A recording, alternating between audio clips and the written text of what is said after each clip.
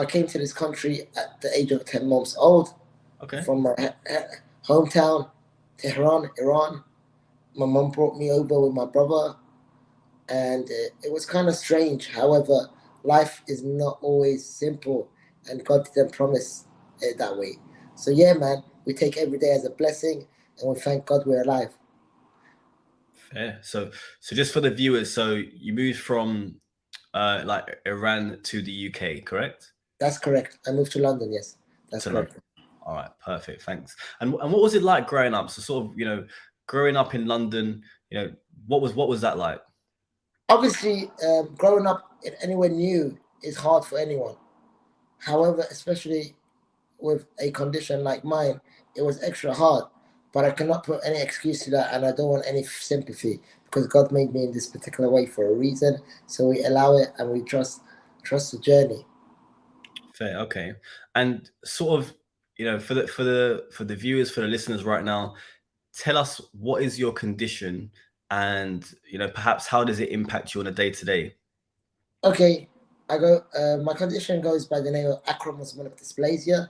It's a rare type of dwarfism that you have in this world, and uh, normally people with that kind of dwarfism and that kind of disability have issues with walking, have issues with holding stuff because, in particular, acromosomelic dysplasia is basically uh, the hands and the legs, the foot of the person is much fatter and what you call chubbier and Okay, shorter.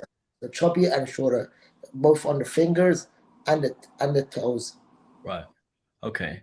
And so, okay, so, and how does that impact you on a day to day basis? Like what sort of challenges do you have on a day to Okay, day?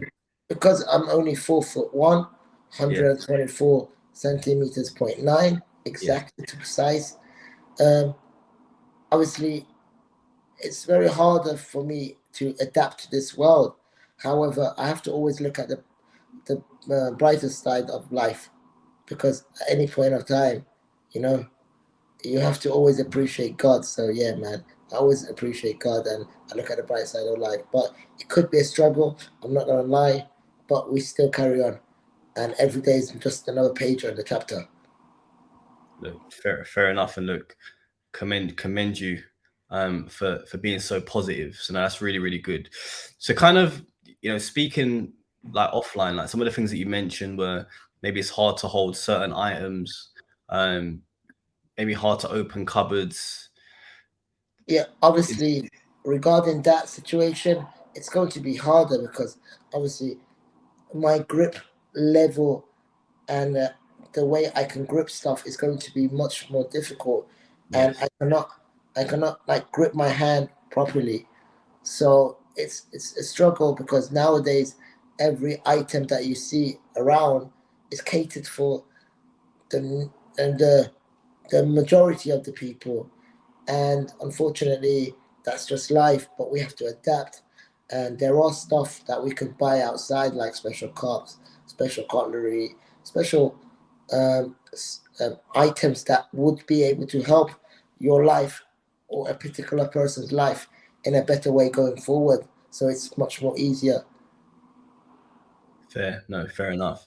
All right, no, thank you for that information, Biggs. Very, very insightful for me as well. Learning about you and learning about the condition. All right, no, so thank you very much for that. So